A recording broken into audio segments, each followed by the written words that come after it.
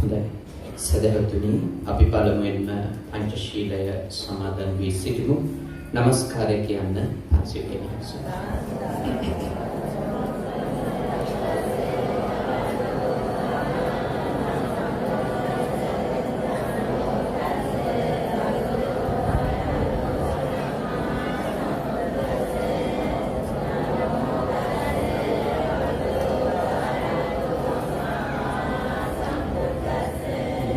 शरणं गच्छामि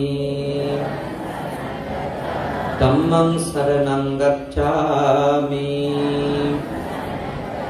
संघं शरणं गच्छामि द्वितीयंपि बुद्धं शरणं गच्छामि द्वितीयंपि धम्मं शरणं गच्छामि द्वितीयंपि संघं शरणं गच्छामि तृतीयंपि बुद्धं शरणं गच्छामि तृतीयंपि धम्मं शरणं गच्छामि तृतीयंपि संघं शरणं गच्छामि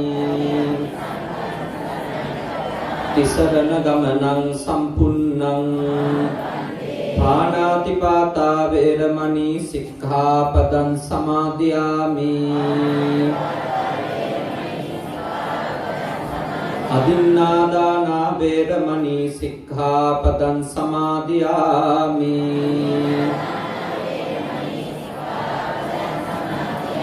कामेषु मिच्छाचारा वेरमणि सिक्खापदं समादयामि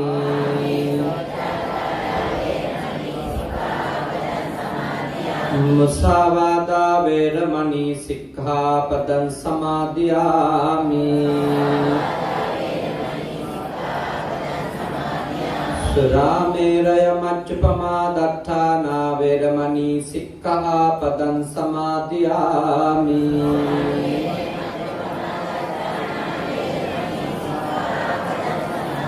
तिसरनेन सद्धिं पंचशीलं धम्मं साधुकं सुरक्षितं कृत्वा अपमादेन सम्पादेथ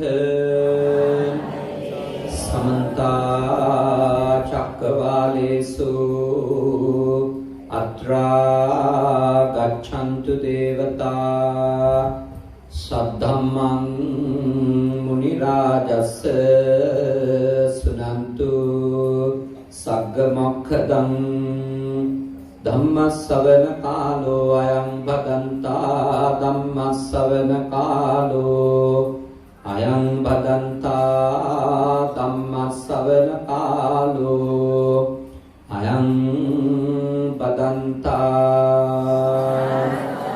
नमो तस्स भगवतो अरहतो सम्मा सम्बुद्धस्स नमो तस्स भगवतो अरहतो सम्मा सम्बुद्धस्स नमो तस्स भगवतो अरहतो सम्मा सम्बुद्धस्स कारवोच निवातोच सन्तुष्टिच कथन्युता कालेन धम्म सवनं एतं मंगलमुत्तमं तीति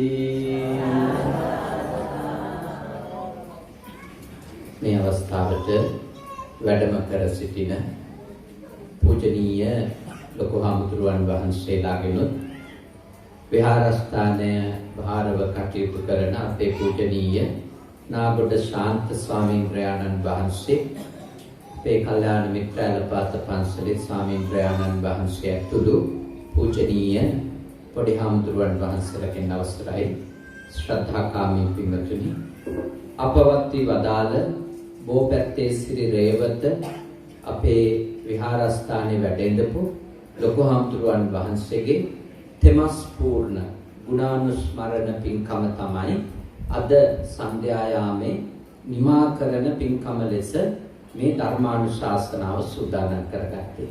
ඊයේ තමයි 3 මාසේ දාන පින්කම සිද්ධ කරේ. මොකද අදට මේ දේශනාව යෙදුනේ අපේ කුලසිංහ මාමත් ඒ වගේම අපේ මේ පන්සලේ වාතමාන ලොකු ස්වාමීන් වහන්සේ ඒ වගේම අපේ අලපාත් සායන වහන්සේ උන්වහන්සේලා වඩිනකොට දින ටික පිරලා තිබුණා. අනිත් අයට දින දීලා. ඉතින් අද දවසේ තමයි මට මේ සඳහා දිනය වෙන් කරලා දෙන්න පුළුවන්කම ලැබුණේ. ඉතින් ස්වාමීන් වහන්සේලා දන්නවා තුන් මාසේ ගත වෙද්දී අපි චාරිත්‍රාක් සංස්කෘතියක් විදියට ඒ දිනේටම බණ කිව්වත් බුදුරජාණන් වහන්සේගේ ධර්මය අපිට ඕනි වෙලාවක ශ්‍රවණය කරන්න පුළුවන්, සාකච්ඡා කරන්න පුළුවන්.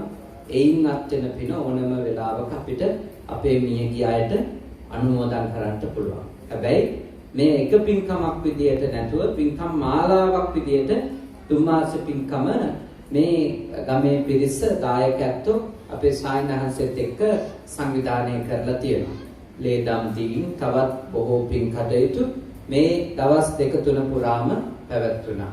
ඉතින් අද පින්කම සඳහා දායකත්වය අරගෙන කටයුතු කරන තුන්වෙනි දිනයේ සිංහ සහෝදරත්ව පදනම රත්නපුර පලාවෙල මේ ප්‍රදේශයේ. ඊට අමතරව පරිත්‍යාගශීලී ව්‍යාපාරික පිරිස් මේ පින්කම සාර්ථක කරගන්නට උපකාරවත් වෙලා තියෙනවා.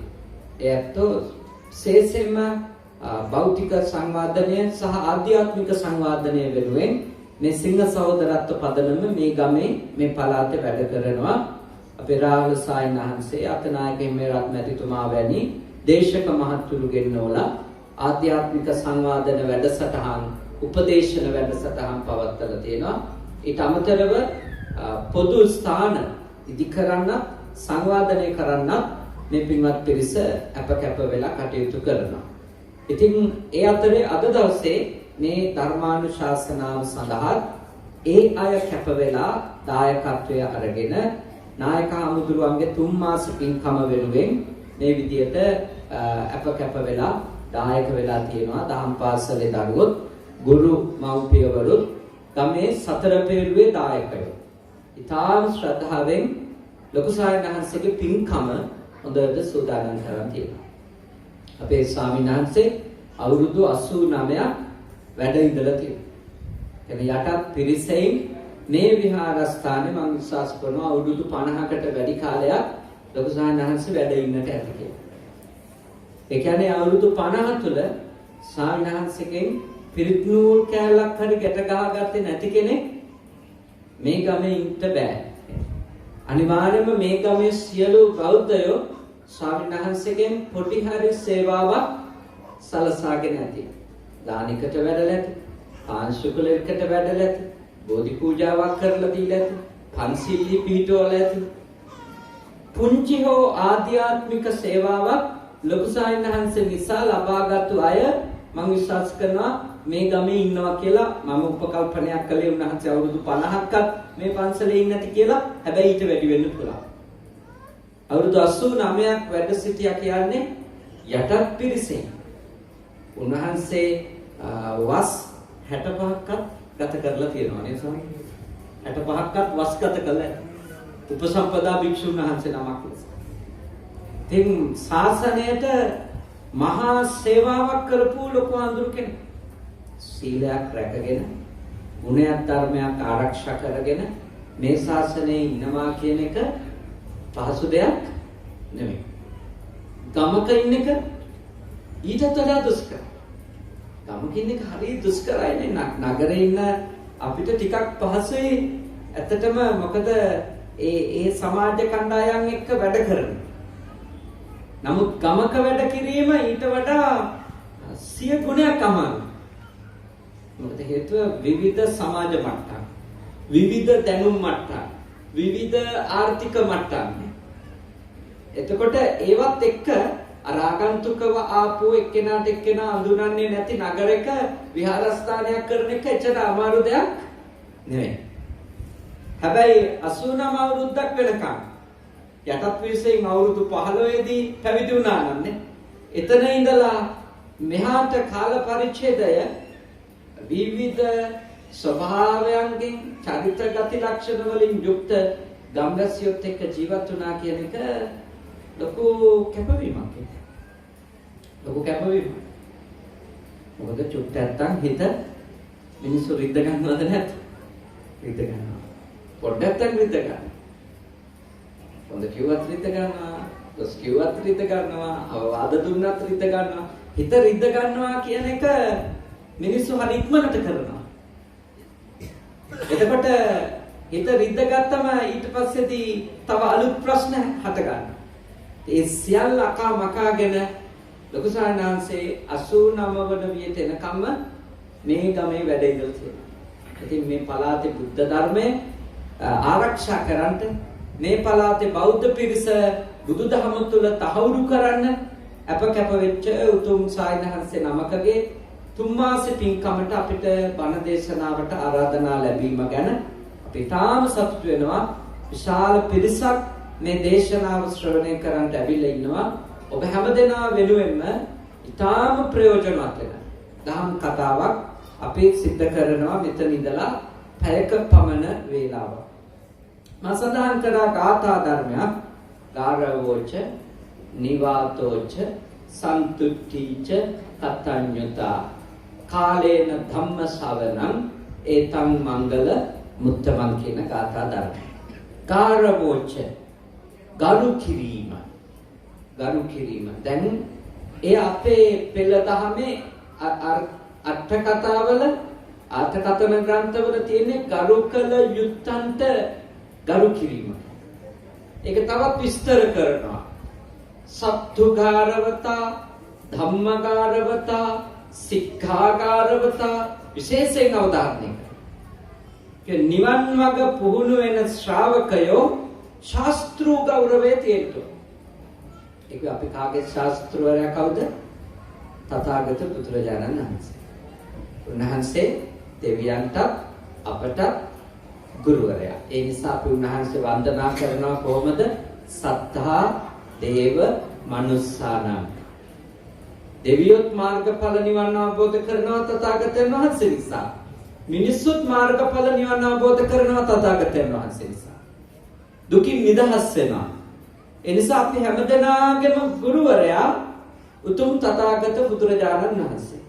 අපිට උන්වහන්සේ කෙරෙහි ගෞරවයක් නැතුව මේ ශාසනික වැඩපිළිවෙලක යන්න බෑ. තථාගත ගෞරවය තමයි අංකේ. අපේ ලොකු සාරණාංශලා මේ ස්ථානයේ ඉන්නවා.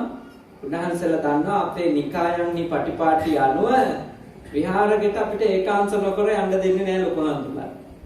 අඳන යන්නේ නැතුව යන්න දෙන්නේ නැහැ. පටිය බඳින්න නැතුව යන්න දෙන්නේ නැහැ. නාන කඩයන් කාමරේ ඉන්න පුළුවන්.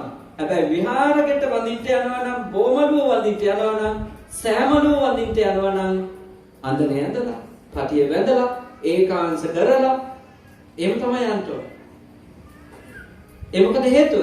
උන්වහන්සේලා උත්සාහ කර අපිට තථාගතයන් වහන්සේ ගැන ගෞරවය ඇති කරගන්න.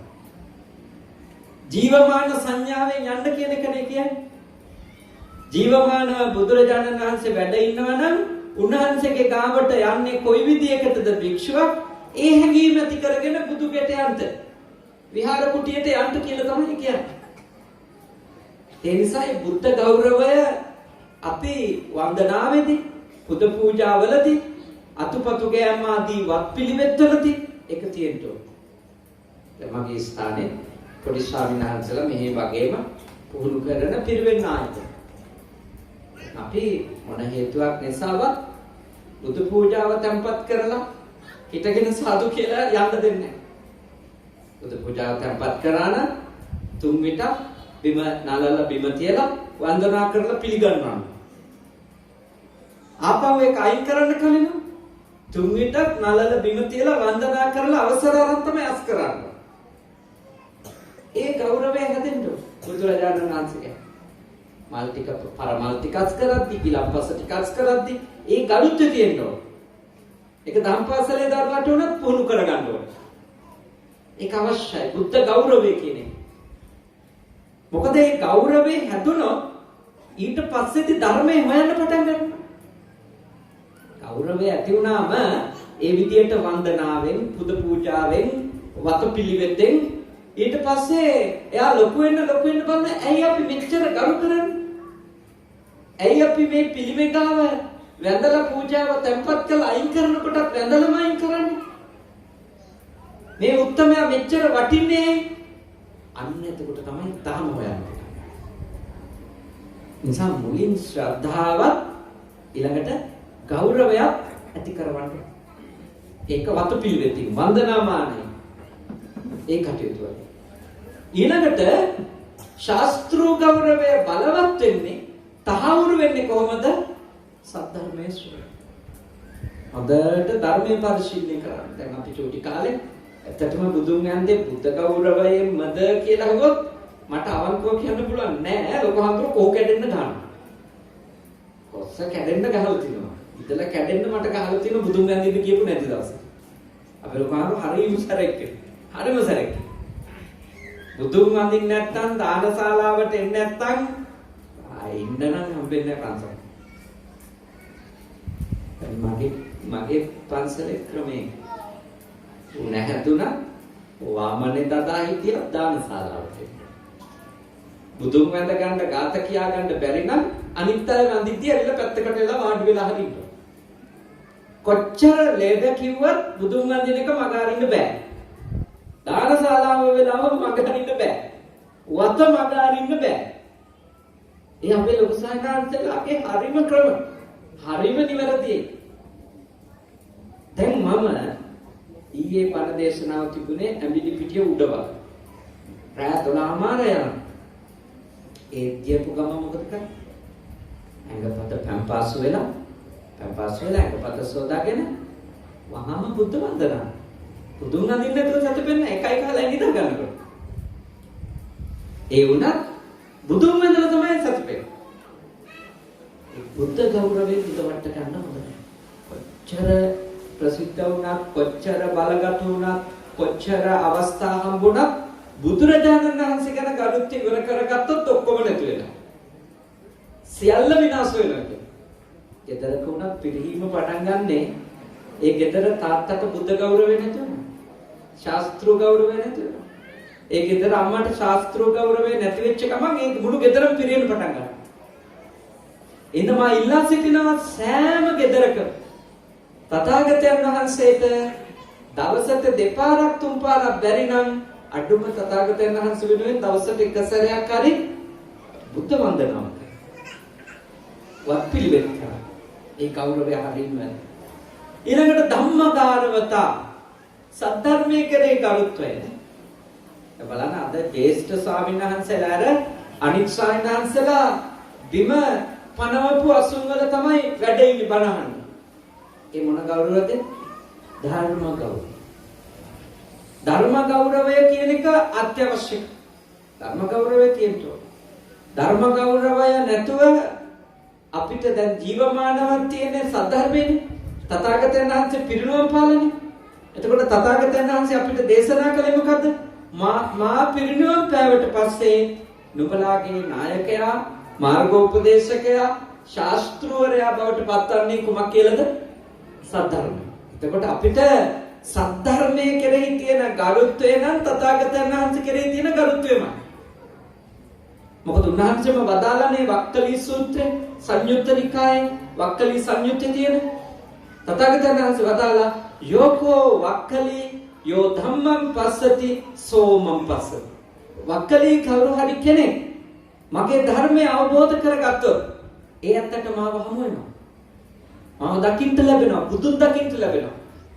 ඒ කියන්නේ තවමත් අපිට බුදුන් දකින්න ලැබෙන එකම ක්‍රමය තමයි සත්‍ය අවබෝධ කරගන්න. එතකොට සත්‍යර්මයේ කෙරෙහි ගෞරවය කියන එක අප තුල තියෙනවා. ඒ ගෞරවයෙන් තමයි අපි අර උඩ ඉඳන් බණ අහන්නේ නැත්තේ ලෙඩක් දුකක් නැත්නම්. ලෙඩක් දුකක් නැත්නම් අපි බණ අහන්නේ බිම ඉඳන්. දැන් වැඩි හිටිය අත්තම්මලට 100ට අපි පුටුවක් දෙනවා. ඒ පුටුවක් දෙන්නේ අසනීප තත්වයන් ඉන්න. නැත්නම් අපි කවුරුත් බණ අහන්නේ බිම ඉඳන්. චුටි කාලේ ඔබ දැකලා ඇතිනේ ගෙදර අත්තම්මා බණ අහපු ඇති. ඒ බිම ඉඳන් බණ අහන්නේ. පැදුරක් දාගෙන වාඩි වෙනවා, වාඩි වෙලා අර පොඩි රේඩියෝ එකකට වැදගෙන බණ අහනවා. ගුවන්විදුලියේ බණ යන වෙලාවට උඩ ඉඳ බණ අහන්නේ. ඒ ධර්ම ගෞරවයේ සංකේතීයව පෙන්වන්නේ. හැබැයි මතු පිටින් විතරක් ඒක පෙන්වන වැඩක් නෑ. ධර්ම ගෞරවය අප තුළ ඇත්තටම තියෙනවා යනු අපි ධර්මය පුහුණු වෙනවා. නැත්නම් දේශකයන් වහන්සේ වටිනකොට නැගිටින එක හෝ දේශකයන් වහන්සේට උස ආසනයක් පනවන එක හෝ අපි මිටි ආසනයක් වැඩ ඉන්න එක හෝ ඒක මතු පිට සංකේතීයව පෙන්වන්නේ. හැබැයි සද්ධර්මයේ කෙරෙහි සැබෑම ගෞරවයක් ඔබට තියෙනවා නම් ඔබ කරන්නේ ඒක බණපදයක් හරි මොකක් කරන එකද? පිළිපදින. එක බණපදයක් හරි පිළිපදින. ධම්මගාරවත. ධර්ම ගෞරවයක් තියෙනවා එක බණපදයක් හරි පිළිපදින්න. ඒක අත්‍යවශ්‍යයි. ඊළඟට සික්ඛාගාරවත. අපිට නිවන් මාර්ග ගැන උතුම් වැඩපිළිවෙල ගැන ගෞරවයක් තියෙන්නත් ඕන. සික්ඛා කිව්වම පන්සිල් දසසිල් ආදී ශික්ෂා විතරක් නෙමෙයි එතන ගැඹුරින් අර්ථකථනය කරගත්තොත් එතන ත්‍රිශික්ෂාවනේ. සීලය ගැන, සමාධිය ගැන, ප්‍රඥාවට.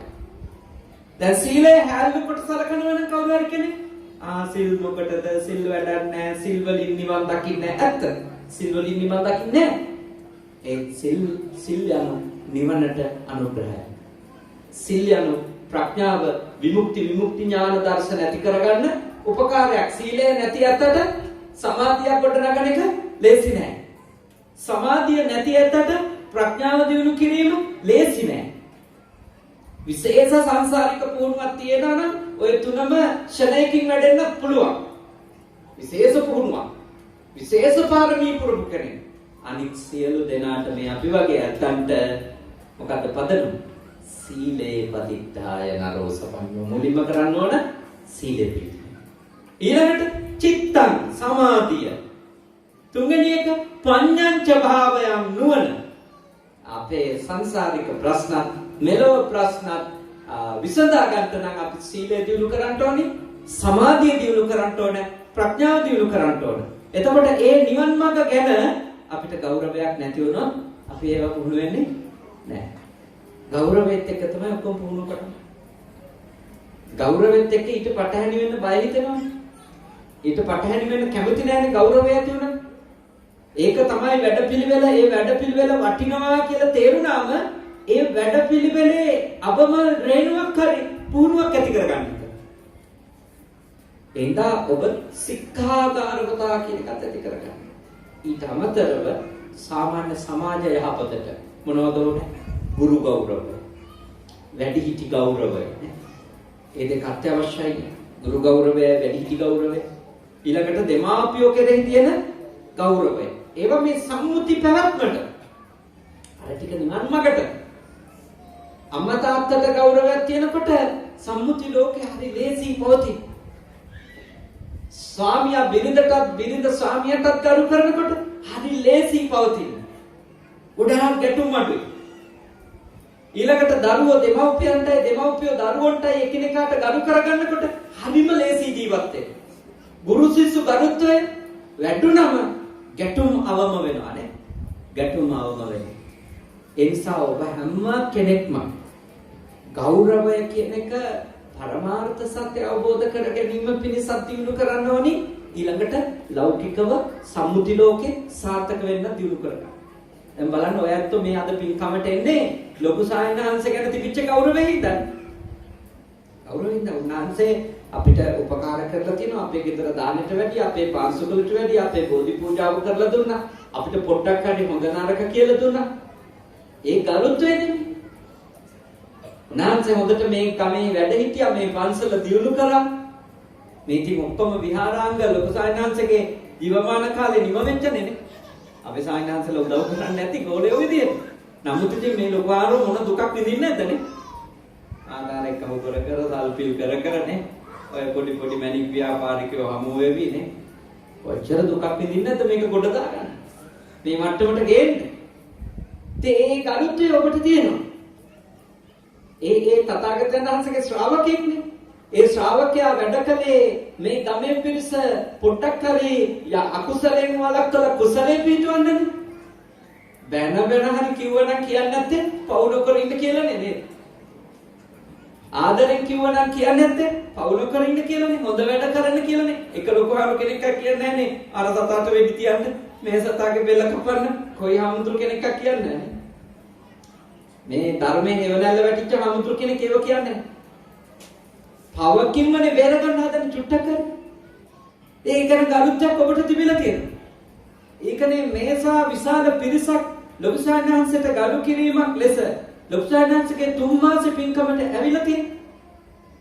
දින 3ක් තිස්සේ ශිෂ්‍ය පුත්‍රයන් වහන්සේලා මේ පින්කම් සංවිධානය කළා තියෙනවා. ගරුත්වය නේ. ඒක හරීම වැදගත්.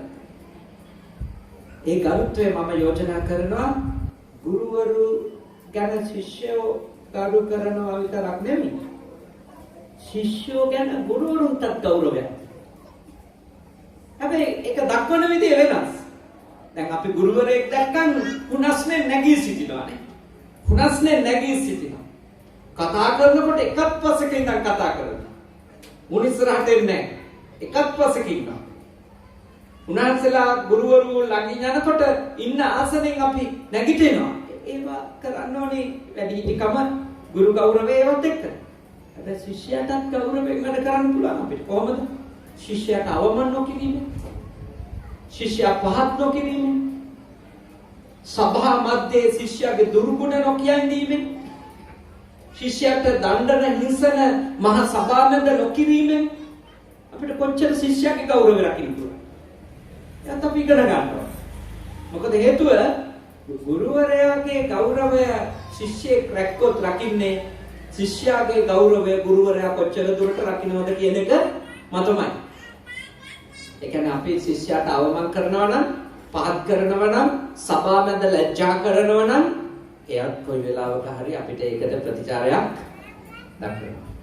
මම ඉල්ලා සිටිනවා කිසිම ගුරුතුමියක් තමන්ගේ සිසු දරු දැරියෝ අවමන් සහගතව සලකලා කටයුතු කරන්න එපා. තම පාසලේදීවත් පාසලේදී.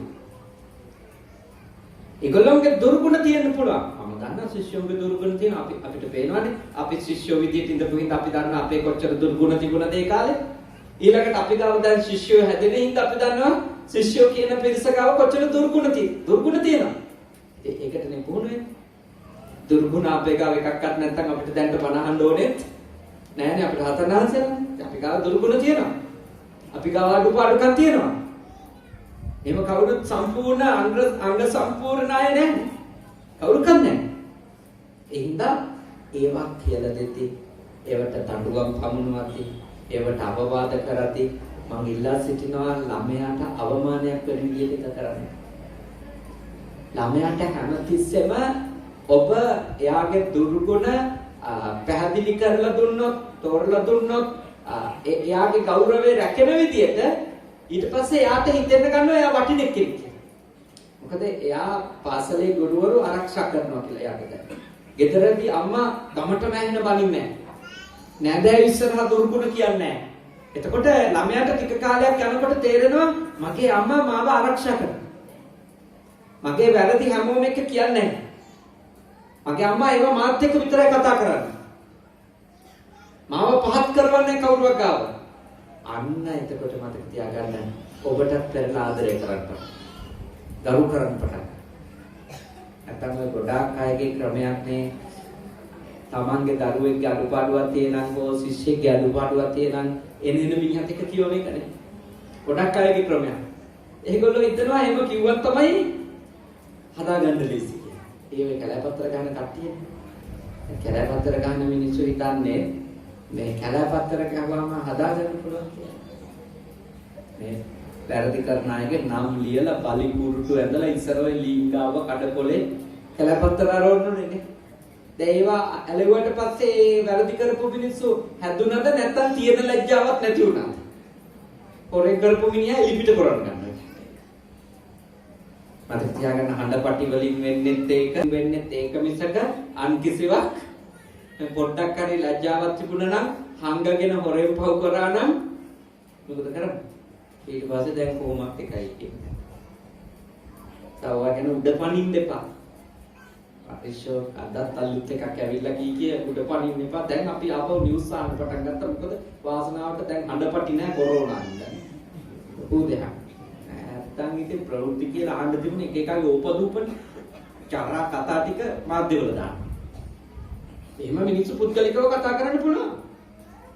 පුද්ගලික කතා කරද්දි මිනිස්සු ඔක්කොම කතා කරන්නේ සීල සදාචාර රැකගෙන. ඔයත් යාළුවෙක් කතා කරනකොට ඔක්කොම සදාචාර රකින්නවද? වචන තෝර කතා කරනවද? අකුරු බේර කතා කරනවද? නෑ මිනිස්සු එහෙම තමයි කතා කරනකොට පුද්ගලික. කවුරු හරි නීතියට විරුද්ධ නම් රටට හානි කුමන්ත්‍රණ කරලා නම් ඒවට කරන්න ඕනේ මොකක්ද? නීතිය හමුවට ගෙනිච්චා. විභාග කරා. යුක්තිය පස්සෙන්ද ලැබුවා. දඬුවම් දෙන්න ඕන නම් දඬුවම් දුන්නා. හිරේ දාන්න ඕන නම් හිරේ දැම්මා. නැතුව මේ YouTube වලයි ටෙලිවිෂන් වලයි ඕවා කියෝ කියලා මේ රට හැදෙනවද? කිසිවෙක් හැදෙන්නේ නැහැ මතක තියාගන්න. කිසිවෙකු හැදෙන්නේ. ඒවා අපිට තියෙන අනුන්ගේ කුණු අහන්න තියෙන කුණු රානේ කුණු රහ විතරයි. අනුන්ගේ කුණු රහට අපි හරි කැමති જાතියක් නේ. ඉතින් දේශපාලඥයින්ගේ කුණු රහට වැඩිපුර අපි කැමති හොයන්න. හැබැයි පාස්සේ යන හැටි දැක්කම නේද? තනකට ආවම වඳින හැටි ඒ වුණාට උපදූප ටික හොය දඟලන. මම ඔබට යෝජනා කරනවා දේශපාලඥයන්ගෙත් උපදූප හොඳ නැහැ. සාමාන්‍ය මිනිස්සුන්ගෙත් උපදූප වල තියෙන ඒවා හොඳ නැහැ. රහත් නොවිච්ච කාගෙත් කළු පැති තියෙද නැද්ද? තියෙනවා. ඒක මම කියන්නේ. කවුරුවක්වත් සමාජයේ ඉස්සරහා විවෘත කළා කියලා හැදෙන්නේ නැහැ. හැදෙන්නේ නැහැ. ඒක මතක තියාගන්න. අපේ විනය ක්‍රියාමාර්ග ගණිතය අපේ පෝය කරද්දී අපේ ඇවැද්දේ සත්‍ය අපේ හම්තුරන මිදුලේ කරනවද ඒකනේ? වැරදි කරපු එක්කෙනාට ඇවැද්දේ සත්‍ය කියන්නේ නැහැ නේ මිදුල මැදට ගිහිල්ලා. සාමණේරයෙකුටවත් එන්න දෙන්නේ නැති විනය සීමා මාලකයට ගිහිල්ලා සීමාගල් ඇතුළට ගිහිල්ලා ඒක කොච්චර බාහිරින් ගලවනවද කියනවනම් ප්ලග් පොයින්ට් එක තියෙන්නේ ප්‍රධාන සංඝාවාසෙ ඉඳලා ප්ලග් පොයින්ට් එකක් ගලවනවා.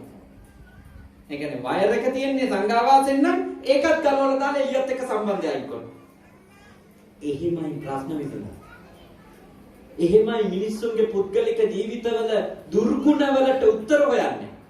එහෙම නැතුව මේ CD පටිදාගෙන දඟලන එකක් මම දන්න බුද්ධ ධර්මයට නම් එකක නැහැ. දරුවෙකුගේ හරි මම යෝජනා කරනවා අඩුපාඩු කියවන්න කවුරුන්ට. එනේ එක්කෙනාට ළමයින්ගේ පන්ති වාර්තා පෙන්නුවා. මෙයාට බෑ අපි මෙච්චර නැහිනවා රත්නපුරේ කොච්චර පන්ති යවුවද? ඒ ගණන් බෑ කියේ. අන්තිමට මොකද වෙන්නේ? ඒ ළමයාගේ ඔළුවට යනවා දැන් මුළු පලාවෙලම දන්නවා මට ගණන් බෑ. එයි අම්මා එනේ එක්කෙනාට පෙන්නලා කියනවා. ඊට පස්සේ ළමයා ගණන් හදයි. මම දන්නේ එහෙම කොහොමද මිනිහගේ අභිප්‍රේරණයක් ගොඩ නැගෙන්නේ. එහෙනම් හැමෝටම කිව්වට පස්සේ මේ විෂය මෙයාට බෑ කියලා ඒ අහන වාරය පාසා ඒ ළමයාගේ ඔළුවේ එක තහවුරු වෙනවද නැද්ද? තහවුරු වෙනවා. අද මම එන කලින් මගේ පිරිවෙනේ අපේ පිරිවෙනේ මොන්ටිසෝරි බුද්ධිය. එන ආයනු දන්නේ නැති චූටි ආන්දුල්ලත් මහාන කළා තියෙනවා. මහාන වෙච්ච ළමයි අතර ඉන්නවා. ඉතින් එතන ඉන්නවා 8ක් විතර ඉන්නවා මොන්ටිසෝරි. ඒකේ රූප අකුරු හැඩ රටා ඔය තමයි අපි උගන්වන්නේ. දැන් ඒකේ මම අදත් එනකොට චූටි ආන්දුල්ලට වර්ණනා කරලා පොත පොඩ්ඩක් පෙරලලා බලලා අකුරු ලස්සනට ලියපු වගේ කරලා එහෙම කරාම එයා සතුටු වෙනවා. මට ඕන නම් මේ පොතක් උස්සන් ගිහිල්ලා අර ලොකු ආමුදුරු අනිත් පන්ති වල ඉන්න අයගේ ගාව පෙන්නලා මෙන්න ලියපු හැටි කියලා hina වෙන්න පුළුවන්. එතකොට අර චූටි ළමයාගේ ඔළුවට මොකද වෙන්නේ? ලොකු ආන්දරෝ මාව ලැජ්ජ කරනවා. ඒක තමයි ඔළුවට එන්නේ. එතකොට එයා ඉදිරිපත් වෙන්නේ නැහැ වෙනස් වෙන්නේ නැහැ එතනින්ම මේ මනුස්සයාගේ ජීවිතය ඉවරයි. ඒක කරන්න හොඳ නෑ. දරුවෝගේ අඩුපාඩු තියෙන්න පුළුවන් අපිත් අඩුපාඩු තිබෙනවා. දරුවෝ වැරදි කරන්න පුළුවන් අපිත් වැරදි කරලා තියෙන අපිට ප්‍රශ්නේ අපි වැරදි කරපු බව අමතක එක. දැන් අපි බාන්නේ අපේ කාලේ නම් එහෙම නැහැ කීකේ. ඉතින් අපිට කලින් වැඩි හිටියොත් දැන් අපිට බැන්නේ තේම කීකේ. ඒගොල්ලෝ බැන්නේ තේම. දැන් අපි බයිනවා. ඇත්ත කතාව මොකද්ද? කාගෙත් ළමා කාලේ අඩුපාඩු තිබිලා තියෙනවා. කාගෙත් තරුණ කාලේ අඩුපාඩු තිබිලා තියෙනවා. ඒවා ටික ටික තේරෙන්න අවබෝධය වැඩි වෙන්න වෙනස් වෙනවා. එහෙනම් අවමන් කරන්න එපා. කාටවත් හරි අවමන් කරන්න එපා. පුළුවන් තරම් පුද්ගලිකව කතා කරන්න. පුළුවන් තරම්. බැරිම තැන් එන්න පුළුවන්. ඒ තැන්වලදී පොදුවේ අවවාද කරන්න. ඒ පුළුවන් තරම් තරුත් රැකේ. මතක තියාගන්න ඔබ අනිකාට ගෞරවය දුන්නොත් ඔබට අනිකාගේ ගෞරවය ලැබේ. බුද්ධ ආගමට අනුව ලැබෙන්නේ මොන දේවල්ද? දෙන දේවල්. ලැබෙන්නේ මොනවද? දෙනවා. ආදරය දෙන්නේ නැතුව ආදරය ලැබෙන්නේ නැහැ.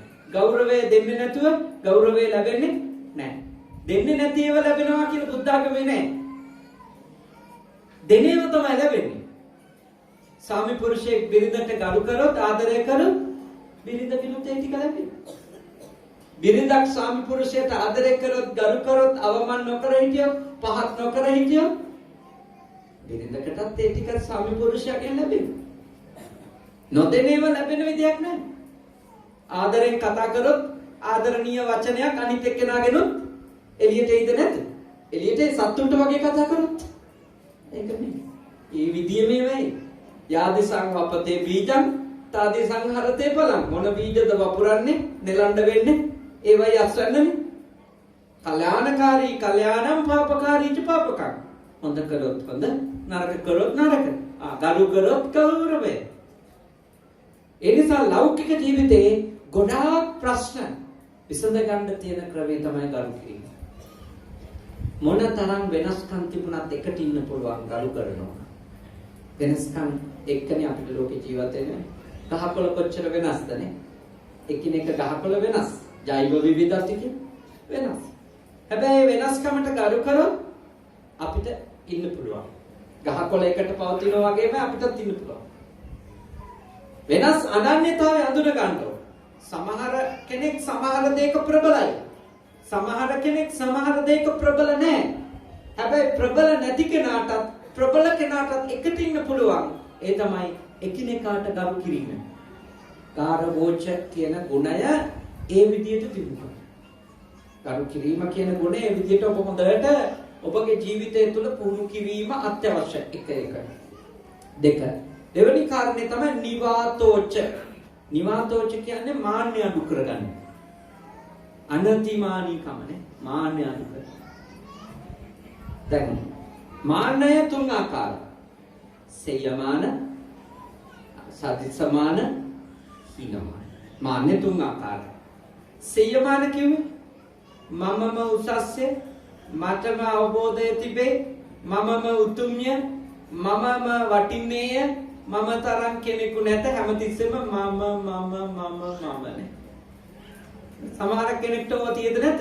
මේ ගෙදර ළමයි ටික ඉන්නෙත් මං ඉන්නේ හින්දා, මේ ගෙදර වේලක් කර වේලක් කන්නෙත් මං හින්දා, මේ ගෙදර ජනෙල් දොරවල් ටික හරි වැහෙන්නේ මං හින්දා. හැමතැනම මේ ගෙදර ඉන්නේ කවුද? මම කියලා කියන්නේ. එතකොට යා කරන්නේ දිගටම ඒ ගෙදර ඉන්න අනිත් අය වටිනා ලෙස ඒත්තු ගන්නවනවද කිසි කමකට වැදගත්කමක් නැති අය ලෙස. කිසි කමකට නැති කිසි වැදගත්කමක් නැති කෙනෙක් ලෙස ඔය මම වාදේ විසින් ගේනවද නැද්ද? ගේනවා. ඒකනේ සමහරකෙන් මන් නැත්තම් ඔක්කොම ඉවරයි. සමා වෙන්න කිව්වට වැඩිපුර කියන්නේ අම්මලායි. ඒකලොන්ට ඒක ටිකක් වැඩි. ඒ නිසා සමා වෙන්න ඒවා ඉතින් තේරුම් ගන්න. ඒවා හොඳ කතා නෙමෙයි. එහෙම කියන්න වෙන්නේ මොකක්වත් නෙමෙයි. මිනිහගෙන් තියෙන උදව්වක් නැතුව. ඒක තමයි ඊළඟ රිසල්ට් එක. ඒක අපුරනේ මන් ඉල්ලන්න හම්බෙන්නේ. දැන් මහා ලොගුවට කයිවාරු ගන්නකොට මන් නැත්තම් පුංචි උන් ටිකක් ඉවරයි. මන් නැත්තම් උන් ඉගෙන ගනීද? මන් නැත්තම් කයිද? ඔය වගේ මම කියලා ඕනවට වඩා දඟලන්න ගියොත් මතක තියාගන්න. අනිත් අයට ඔබට සහයෝගය දෙන්න හිතන එක ටික අඩු වෙලා යනවා. එයාව පිළිගන්න, එයාට වටිනාකමක් ලැබෙන තැනට දන්නේම නැතුව ලං වෙනවා. ඇයි ඔබගේ ගෙදර කරන්නේ? ඔබ මමත්වයෙන් දඟලන එක නේ. අත්තුක්කංසන පරමම්බනේ. තමන්ව හුවා දක්වලා අනුව හෙලා දැකලා නම් ඉන්නේ. සිංහල ගෙවල් වල තියෙන ලොකුම ග්‍රහපලේ ඕකනේ. ලොකුම ග්‍රහපලේ ඕක. දැන් ගොඩාක් අය අර සෙනසුරුද කොහෙද මාරු වුණා කියලා. කවුගේ දවසක මට කතා කරලා හරියට බය වෙලා. අනේ ස්වාමීන් වහන්සේ ඔබ අන්ති පින් කරනනේ අපිට ආශිර්වාද කරන්න. වඳින වෙලාවට එහෙම අපි ගැන මතක් කරගන්න. ඒ සෙනසුරු නෙවෙයි මොන ග්‍රහය මාරු වුණා. අපි හොඳ ප්‍රතිපත්තිවල ඉන්නවා නම් අපිට වරදින්න ක්‍රමයක් නැහැ. ඉතින් අපේ ගෙවල් වල තියෙන්නේ කවුරුක්වත් ගණන් ගන්න නැති නොසලකා හරින සත පහකට මායින් කරන්න නැති හැසිරීම් නම් ඒ කෙවල් වලට අමුතුවෙන් සෙනසුරු වෙන්න ඕනේ නැහැ නේද? සෙනසුරු ඉන්නේ ආලෝක වර්ෂ 24000ක් විතර යා පැත්තේ. එහෙනම් ආලෝකයක් විදියට ගත්තොත් පෘථුවියේ ඉඳලා ආලෝක වර්ෂ 24000ක් විතර යා පැත්තේ. නෑ එච්චර සෙනසුරුට බයයි. හැබැයි බය නෑ ගෙදර ඉන්න අයට අගෞරව කරන්න. බය නෑ. ගෙදර ඉන්න අය නොසලකා හැරලා ඉන්න බය නෑ පොඩ්ඩක්. ගෙදර ඉන්න අය පහත් කරන්න අවමන් කරන්න බය නෑ. හැමෝම එක්ක එකතැන ඉන්න ගමන් තමන් මතු කරගන්න බය වෙන්න දෙමිනි. ඇත්තටම මම නම් හරිම පරිස්සම් වෙනවා. මගේ මධ්‍යස්ථානයේදී මමමයි මෙතන ලොකුම සෝ එකම කියන එක මතුවෙන එක වළක්වන්න. මොකද හේතුව? ඇත්තටම කිව්වොත් මට තනියෙන් ඒ ආයතන ගෙනියන්න බෑ. දැන් මම මේ පනවලට යනවානේ. අවස දැන් 4ට එළියට වැඩි මම. මේක 6:00 වෙනකොට එන්න. ඉතින් ඊයේ මම අවස 3ට පිටත් උනේ. එතකොට මගේ ස්ථානේ බලාගන්නේ කවුද? මගේ ලොකු ගෝලයෝ. ඉතින් හැමතිස්සෙම ආරණිකේතනේ නම් බදියහඳුරු නම් ආරණිකේතනේ එහෙම හිතන්න ගියොත් ඉවරයි. අපි අවුරුදු 7-8ක් පිරිහෙන්නේ නැතුව ඇවිල්ලා තියෙන්නේ මොකක්ද? මම වෙනුවට අපි කියන්නේ නැහැ. ගෙදරක් පිරිහව ගන්න නැතුව ඉන්න ඕන නම් මම යෝජනා කරනවා අම්මා හෝ තාත්තා ඕනවට වඩා මමත්වයෙන් ඉදිමෙන්න. මාන්නකාර වෙන්න එපා මමමයි. මොකද අපිට මාන්නේ හේතු කීපයක් තියෙන එකක් තමයි ඉඩම් මාන්නේනේ. ඉඩමේ ඔක්කොම තියෙන එක්කෙනාට පුදුම ලොකුවක් නේ තියෙන්නේ.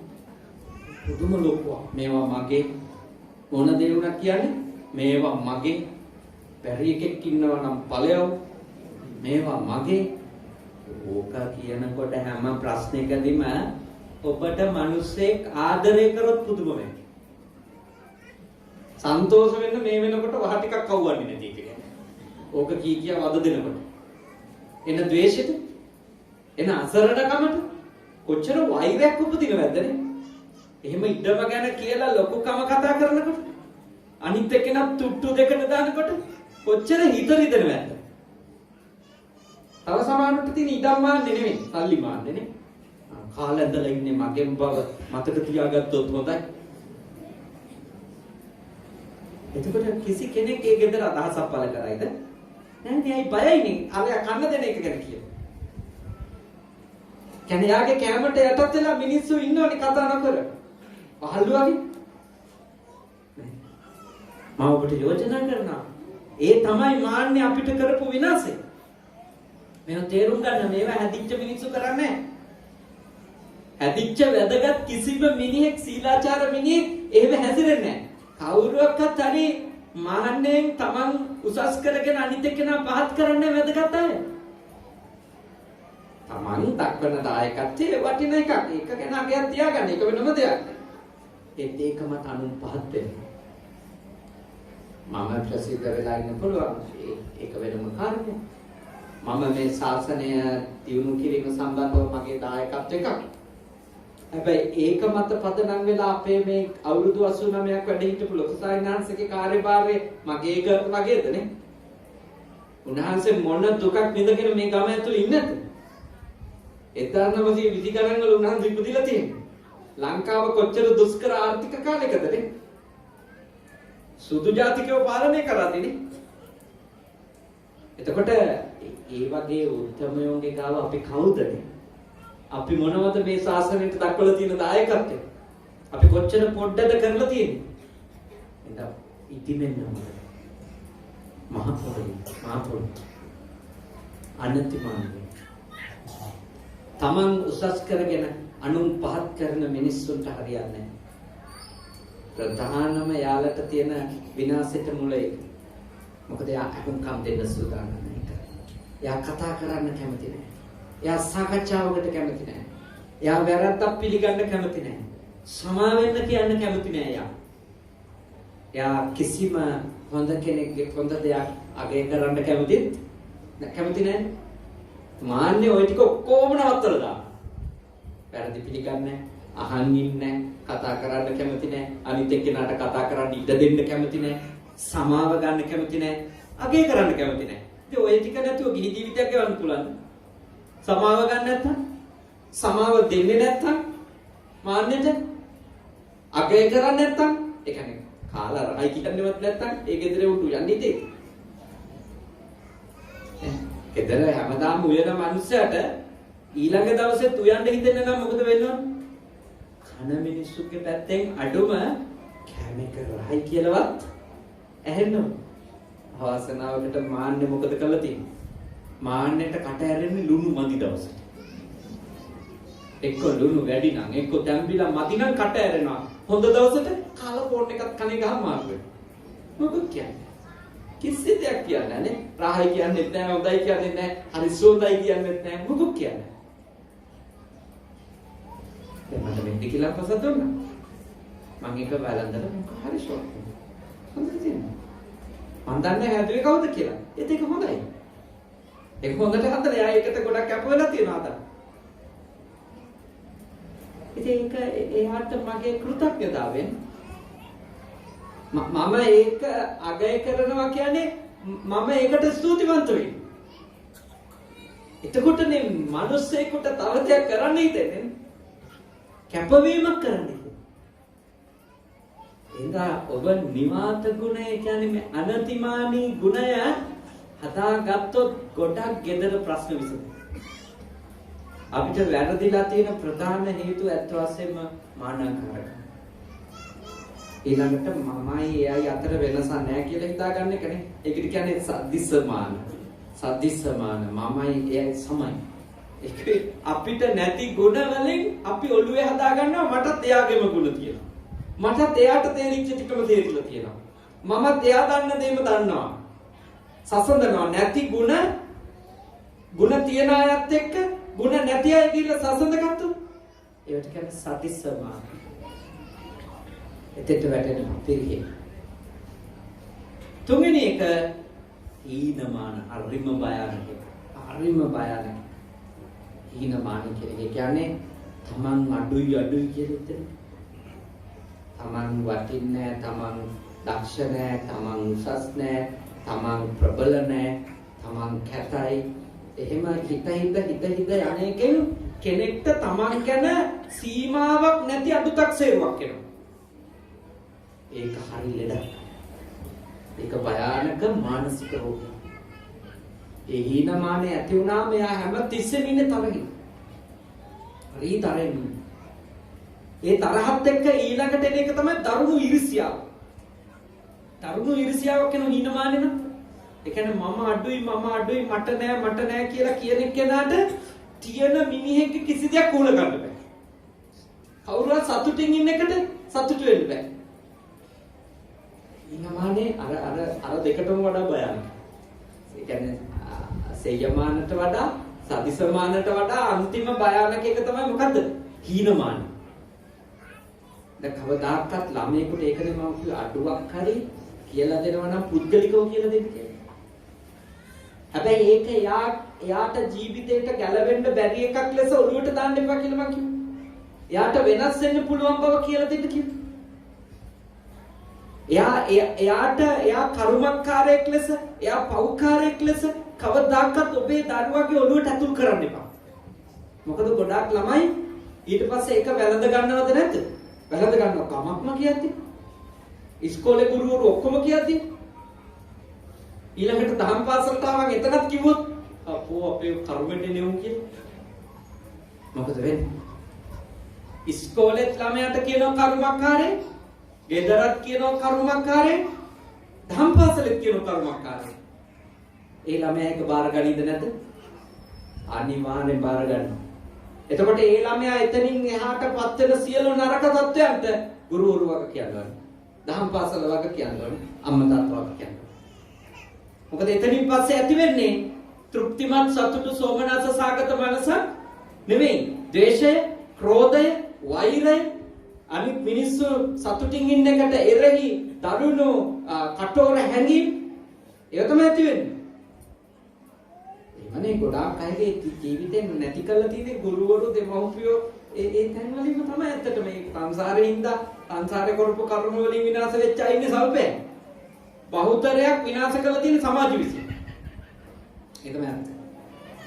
දැන් අපිට උනත් අපි ඉස්කෝලේ යද්දි මතකයිනේ කියපුවානේ.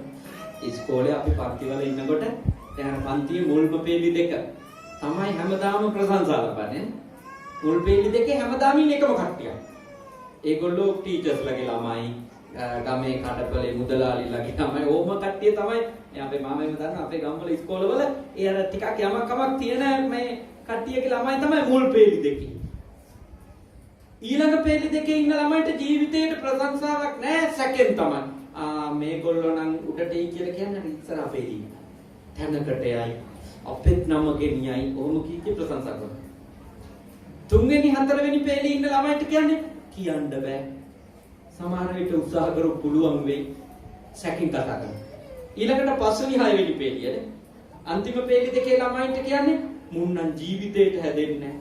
මට මතකයි තාම එක ගුරුවරයෙක් කිව්වා මුන් නම් සම්මත ජාතියට හැදෙන්නේ නැහැ කියලා. මං හිතියේ මේ පේලි දෙක. පහයි. සාහිත්‍ය වශයෙන් අපි ඉස්සරහ පේලි හිටපු ළමයි නෙවෙයි ඉස්කෝලේ. හැබැයි මගේ ගමෙන් ගත්තොත් PhD එකක් තියෙන එකම එක්කෙනා මම. මම BA ඉවරයි, MA ඉවරයි, MPhil ඉවරයි, PhD ඉවරයි. ශාස්ත්‍රවේදී, ශාස්ත්‍රපති, දර්ශනපති, ආචාර්ය. ලෝකේ ගන්න තියෙන අන්තිම උපාධියක් ගත්තා. හැබැයි චූටි කාලේ ගුරුවරුන්ගේ අදහස උනේ මොකද්ද? සම්මත ජාතියට හැදෙන්න. කොච්චර වැරදිද? දැන් ඕක මම ඔළුවට දාගත්තා නම් මට හැදෙන්න බෑ. මට උඩට එන්න බෑ. මට තැනකට යන්න බෑ. ඉතින් මම ඉන්නේ ඒක තැනම දාන්න. අද එහෙමනම් මගේ ගමේ මමත් ඔය තේවත්තක උදුළු ගාන ගල් වැටි බඳින කම් කරුවේ. වාසනාවකට අපිට හම්බෙච්ච ලොකු ආමුදුරුවරු එහෙම අය නෙමෙයි. අපිට හම්බෙච්ච ලොකු ආමුදුරුවරු කිව්වේ උන්වහන්සේලකෙම භාෂාවෙන් කියනවා නම් බලා කොටම ඉගෙන ගන්න පුළුවන් ඉගෙන ගත්තේ නැතොත් අඳු කඩනවා කියලා. පාඩම් කරේ නැතුව මම නරක මිනිස්සෙක් කියන්න එපා. ඉතින් අපි උදේ 4ට නැගිටලා පාඩම් කරා. ඔක්කොම විභාග පාස් වුණා. අර කර්ම ඔක්කොම ඉවරයි තමයි. අර බෑයි කියපු කතාව ඔක්කොම ඉවරයි. ඒක ළමයින්ගේ ඔළුවට කර්මකාරයෝ, පෞකාරයෝ, අවාසනාවන්තයෝ, කාලකන්ණි කියලා ඔළුවට දාන්න එපා. ඒවා කෙවල වල කියවන්න එපා. එහෙම දහම් පාසලේදී ඉස්කෝලේදී ළමයින්ගේ දුර්ගුණයක් දැක්කට, අඩුපාඩුවක් දැක්කට, නොතේරුම්කමක් දැක්කට එහෙම ලේබල් කරන්න එපා. එහෙම ළමයි කියන જાතිය එහෙම රාක්කවල අසුරන්න බෑනේ. බෝතල් අසුරනවා වගේ කොට බෝතල් ලොකු බෝතල් කියලා එහෙම බෑ ළමයි. ළමයි කියන අයගේ මනස වෙනස් වෙනවා. එහෙනම් අනතිමානීව තමන්ගේ දරුවෝ පහත් නොකර ඉන්න. හීනමානේ හදන්න එපා ළමයින්ට. අපේ රටේ ගොඩකට හීනමානේ තියෙනවා. ඒ හීනමානේ සමාජ විසින් ඇති කරපු එක. ඇති කරන එක වෙන්නේ මොකද්ද? වැළඳ ගන්නවානේ. ඒක බාර ගන්නවා. ඔළුවට ඇතුල් කරන එක පිළිගන්න. ඒකට අභියෝග කරන චුට්ටයි ඉන්නේ. චුට්ටයි නේ Tamanට පටෝන එක බාර ගන්න තිය පොඩ්ඩයි. බහුතරයක් දෙනවා ඒක බාර ගන්නවා. ඒක වැළඳ ගන්නවා. එතනම නවතිනවා. මම යෝජනා කරනවා හීනමානේ හදෙන්නේ කොහොමද? Taman ගැන Tamanට අගයක් නැති වුණා. හීනමානේ දුරු වෙනකොට එයාගේ ගාව දියුණු වෙයි මොකද්ද? සන්තුට්ටි. කාර්වෝච ගරු කරනකොට නිමාත ගුණය අනතිමානීකම දියුණු වෙනකොට මොකද්ද? සන්තුට්ටි. ලද දෙයින් සතුටු වීම. ලද දෙයින් සතුටු වීම. දැන් බලන්න අපේ ලොකු සායනාංශය අපවත් වෙච්ච ලොකු සායනාංශනේ බෝපැත්තේ ලොකු සායනාංශේ මේ ගමට මුලින් ආවට පස්සේ ලැබුණු දේවල් වලින් සතුටුුනේ නැත්තම් උන්වහන්සේ මේ පන්සලේ අපවත් වෙනකන් වැඩ ඉන්න විදියක් නෑ. මම දන්නවා එන්න පිට ගෙදර ඥානසිය නායක හමුදුරුලයි කාලයේ නියෝජනයක් නේ අපේ ලොකු සායනාංශෙත් නේ ස්වාමීනි. උන්වහන්සේගේ කාලේ. එතකොට එන්න පිට ගෙදර ඥානසිය සායනාංශලගේ යුගය මම කියවලා තියෙනවා රත්නපුරේ යනු අමු කුලවාදී දිස්ත්‍රික්කයක්. නේ? අමු කුලවාදී දිස්ත්‍රික්කයක්. කුලවාදී කියන එක උපරිමයි. හාමුදුරුවරු නිකාය දෙකේ හාමුදුරුවරු පාර දෙපැත්තෙන් දානෙට ගියපු දිස්ත්‍රික්කයක්. හරිනේ ස්වාමීනි? මං කියවලා තියෙනවා හෙන පිට ගෙදර හාමුදුරුවෝගේ පොතපත. උන්වහන්සේ මේ පළාත තිබිච්ච කුල ભેද කියලා තියෙනවා. ඒ කිව්වේ මැණිකෙලා පොළා සහ අනිත් අය අතර ගැටුම. ඒ ගැටුම තදට තිබිලා තියෙනවා. ඉතින් ඒ වගේ කාලෙක මේ වගේ පළාතක ඉඳන් ස්ථානයක් දියුණු කරන්න උන්වහන්සේගේ ගාව මම විශ්වාස කරන තදින්ම උන්වහන්සේ ලැබුණු ලාභ සතුටින් පිළිගන්නේ නැති, ලැබුණු අලාභ සතුටින් පිළිගන්නේ නැති, නින්දා පිළිගන්නේ නැති, ප්‍රශංසා පිළිගන්නේ නැති, ලැබුණු කීර්තිය වගේම අපකීර්තියේදී උන්වහන්සේ සන්තෝෂයෙන් ඉන්නේ නැති. ඔහොම කතා හදපුවාවේ බුදුරජාණන් වහන්සේටත් හැදුවනේ කතා. ඉවසන් ඉන්නේ නැති. උන්වහන්සේ දුක් විඳපු දවස් තියෙන්නේ නැති, සැපෙන් ඉඳපු දවස් තියෙන්නේ නැති. ඒ වයිදී උන්වහන්සේ මධ්‍යස්ථව ජීවත් වෙන්නේ. නැත්තම් ඉන්න බෑ ගන්න. මේ ශාසනික වැඩපිළිවෙලේ යන්න බෑ. එහෙම නැතුව. දැන් අපේ සායනාංශ ස්ථානේ බාර මම හිතන්නේ ඔබ වහන්සේට යථාලාභ සන්තුට්ටි තමයි මේක කරන්න යන්න නම් පද. මොකද මේ කටයුතු කරන් යනකොට ඉදිරියට ලාභ එනවා. ලාභ આવොත් මොනවා? අලාභ. ඊළඟට කීර්තිය එනවා. කීර්තිය આવොත් අපකීර්තියක් එනවා. නින්දා එනවා. නින්දා આવොත් ප්‍රශංසාත් එනවා. සැප එනවා. එක දවසක් හරි සැපෙන් හිටියොත් ඊළඟ දවසේ අඬන්න වැළපෙන්න දුකත් අනිවාර්යෙන් එනවා. මතක තියාගන්න මේ හැම එකක්ම අනිත් එකත් එක්ක එන්නේ. ලාභ අලාභ එක්ක, අලාභ ලාභ එක්ක. කීර්ති අපකීර්ති එක්ක, අපකීර්ති කීර්ති එක්ක දෙකකට යන්නේ. දැන් අද ගමු සරලව ගමු මගේ. දැන් මගේ බැනර් දාලා තියෙන හැමතැනමනේ. ඉතින් මේ පළාතේ මා ගැන සාකච්ඡාවට ලක් වෙන්න ඇති. අහබත් හඳුරු වෙනවා ටීවී එකේ බණ කියන හඳුරු නේද? යන්න ඕනි බලන්න. හරි හොඳයි නේද කියන එක තේරෙනවා. අපි ඉතින් පොයේට ටීවී එකේ බණ අහනවා. මම ගැන ඉතින් හොඳ ඒවා කියවෙන්නේ. කීර්තියනේ මම ගැන කතා පැතිරෙන්නේ. ඔච්චරමද කතා කරන්නේ. කීයකට ස්ථිරවම කතා කරන්නේ කීයක් ගන්නවද දන්නේ නේද? අර ගානක් දෙන්න වෙනවා ඉතින්. ඒ හඳුරුවලු වැඩිම ගානක්.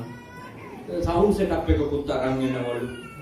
දැන් මගේ සවුන්ඩ්ස්ද මේ මගේ කැමරාත් මේ අපේ සායනාංශකෙන් හරි මේ දායකයන්ගෙන් හරි ආපු අයගෙන් මම බණ කියන්න සල්ලි ඉල්ලුවද? නැහැ. බණට රුපියලක්වත් ඉල්ලලා නැහැ. මාපු වාහනේට යම් මුදලක් ගෙවන්න වෙයි. ඒක කිලෝමීටර් ප්‍රමාණයක් දුරත් එක්ක වාහනේ ගාස්තුවක්. ඒත් ඒක රුපියල් 20000 30000ක් වෙන්නේ නැහැ. එහෙම වෙන්නේ නැහැ. හැබැයි අර බණ හොඳයි හරිසෝ හොඳට කියලා දෙනවා ආන්ගින්දාසයි කියන මිනිස්සුම අර පද ටිකත් එතනම හදනවා.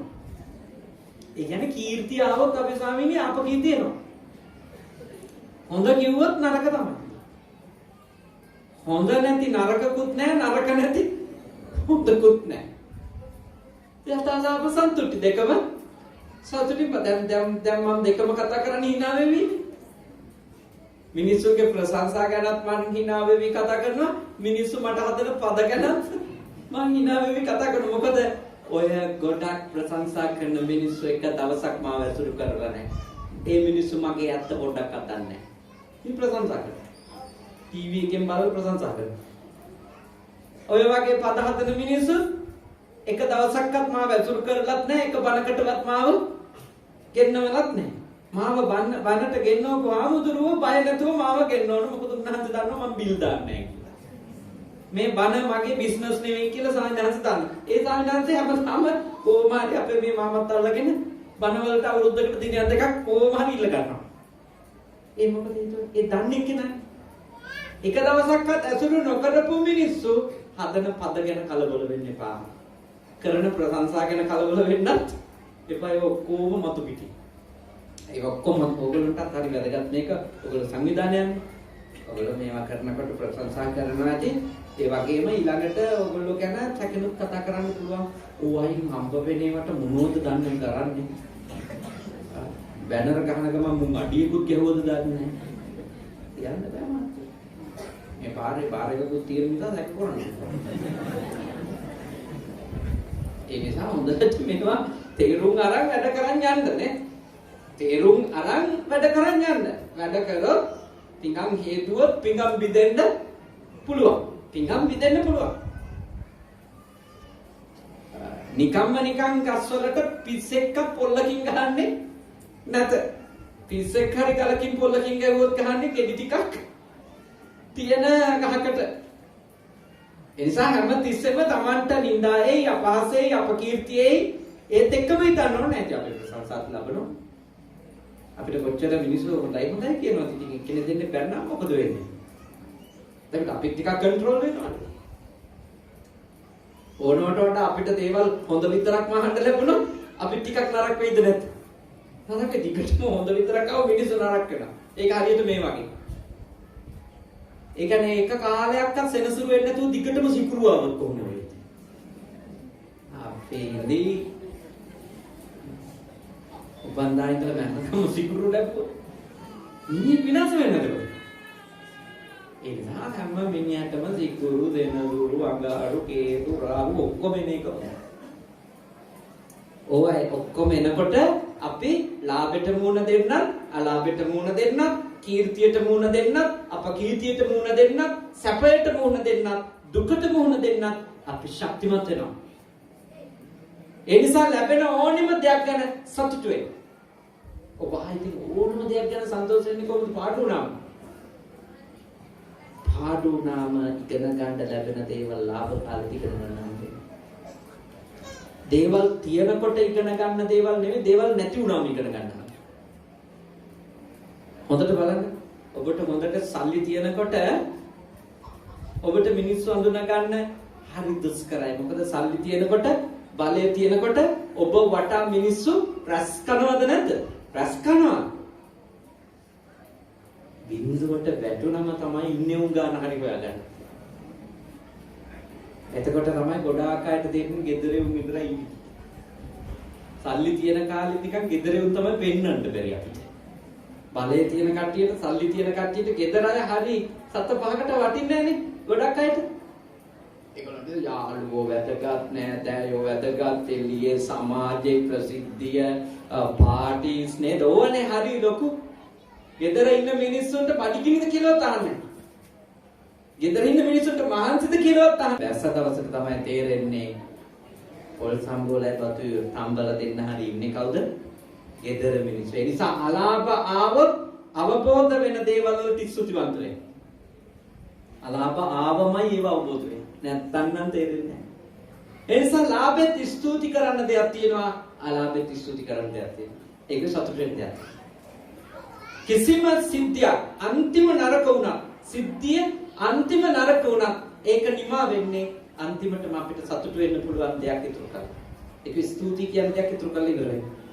අන්තිම නරක සිද්ධිය. දැන් බලන්න ලෝකේ අන්තිම දරුණු ඉන්සිඩන්ට් එකක් වෙමින් තියෙනවා. අනිත් සිදුවීමක් වෙමින් තියෙනවා. ඉතිරි සති දෙක උපරිමයට කොරෝනා වෛරසය වර්ධනය වෙනවා. උපරිමයට ඉතිරි සති දෙක. සති දෙකකට පස්සේ සෝබා දහමේ නියාමයට අනුව මගේ අදහස නම් මේක සෝබා දහමෙන්ම පාලනය වෙන්න ඕනේ.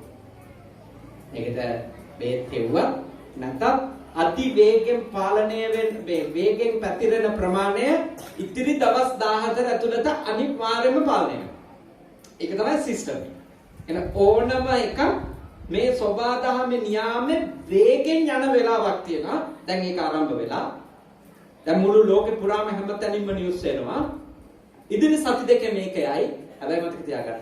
තුන්වෙනි සතිය වෙනකොට මේක පාලනය වෙමින් තියෙනවා කියන එක අපිට අහන්න ලැබෙනවා. ඒක තමයි ලෝකෙ ස්වභාවය. හැබැයි මේක නිමා වෙනකොට නිමා වෙන්නේ දරුණු සිද්ධියක්. නරක සිද්ධියක්. සමහර විට මුළු ලෝකෙම දහක්කම නියන්නේ. බිලියන ගණන් යනවා කියන එක ඒක නේචර් එකට පිටින් ගිහිල්ලා කියන එක. එක්ක අනවශ්‍ය තරම් බියවද්දලා චීන ආර්ථිකයේ බිඳවට්ටන්න තියෙන ඒක පොලිටිකලි වැඩක්. ඒක වෙන තැනක තියෙන දැන් කොරෝනා වෛරස් එක උදෙක්ම වෛරස් එකක් විතරක් නෙවෙයි ඒක දේශපාලනිකයි. ඒක ඇමරිකානු චීන ආර්ථික යුද්ධයේ තව ඒක නියෝජනයක් වෙමින් තියෙනවා. ටිකක් කල්පනා කරලා පේන එක. හැබැයි මේක ටික කාලයක් යයි. ගියත් ඉවර වෙනවා. ඉවර වෙනකොට ඒ ජාතීන්ට අනියුඩයක් එනවා. මොකද? සත්ව ආහාර ගැන මීට වඩා සැලකිලිමත්. මොකද මේ මිනිස්සු තථාගතයන් වහන්සේපයි කියපු බොහෝ සත්ව ආහාර ටික. ඒ සත්ව ආහාරයට ගන්න එපා කියලා තියෙන්නේ වේසජ්ජක් කන්දකේ අපේ ස්වාමීන් නේද? මස් වර්ග 10ක් අපිට කියලා තියෙනනේ මොන හේතුවක් නිසාවත් පිළිගන්න එපා කියලා. ඒ පවුහින්ද නෙවෙයි. පවු නම් අනිත් මස් මාංශත් පිළිගන්න එපා කියන්නේ බෑ. එහෙම නියෝගයක් තථාගතයන් වහන්සේ දාලා නැහැනේ. හැබැයි අශ්ව මාස් ඊළඟට ව්‍යාඝ්‍ර මාස්, සර්ප මාංශ, සිංහ මාස්, සුනඛයින්ගේ මාංශ, අලින්ගේ මාංශ, වලසුන්ගේ මාංශ මෙහෙම මාංශ වර්ග 10ක් එපා කියලා තිනවා. ඒකෙන් ප්‍රධාන එකක් තමයි අහිමාංශ, සර්ප මාස්. ඉතින් මේ කාලයක් පුරා චීන ජාතිකයා සර්පය අනුභව කරමින් ඉඳලා සුනඛය අනුභව කරමින් ඉඳලා ඒගොල්ලන්ට ඒ පණිවුඩේ දීලා තමයි මේක නිමා. ඔයගොල්ලෝගේ ආහාර රටාවන් වෙනස් කරගන්න. දරුණු විපතකට පස්සේ දරුණු ආර්ථික පරිහානියකට පස්සේ ඔවුන්ට හොඳ පණිවුඩයක් හම්බෙනවා. ඔවුන් වෙනස් වෙනවා. ඔවුන්ට විතරක් නෙමෙයි අපිටත් හොඳ පණිවුඩයක් හම්බෙනවා. තථාගතයන් වහන්සේ පයි කියපුවා නම් කරන්නම හොඳ නැත. එච්චරයි මට නම් මේක අහනකොට තේරුණා. තව එකක් තේරුණා. ඒ තමයි අරණාන්තලිකේන සමුද්ද මජ්ජේන පබ්බතානං විවරම් පවිස්ස අපේ සාමිනී ගාතාවනේ. මම ඊයේ පෙරිත කල්පනා කළා අනේ කොච්චර ඇත්තද දැන් ප්ලේන් එකක නැගලා හිටියත් එතනත් ඉන්න පුළුවන් කොරෝනා වෛරස් කාරණේ. හෝටල් එකට ගියොත් එතනත් කොරෝනා වෛරස් කාරණේ ඉන්න පුළුවන්. නිකන් හරි මූදේ නැවක ගියොත් එහෙම නැවෙත් ඉන්න පුළුවන් එක චීනු ජාතිකෙක් හරි. බේරෙන්න තැනක් නැත. මේකෙන් බේරෙනවා නම් බේරෙන්නේ මැරෙන්න තරම් අකුසලයක් පාපයක් නැති ආයුෂ ඉවර නැති නේද? තව දුරටත් ආයුෂ ඉතිරි වෙන්න නියමිත කර්ම ශක්තිය ඉතිරි අය ටික දෙන්න. ඒ අරුණු කොට තැනක් නැත. දැන් මුලින්ම ආපු ගමන් මං හිතුවා අන්තිම නරක තත්ත්වයක් ආවොත් සල්ලි තියෙන උන් ටික ඇමරිකාවට යයි කියලා. හිතලා දවස් භාගයක් ගන්න හම්බුන්නේ මෙන්න වොෂින්ටන් ස්ටේට් එකෙනුත් එක්කෙනෙක් වෙලා.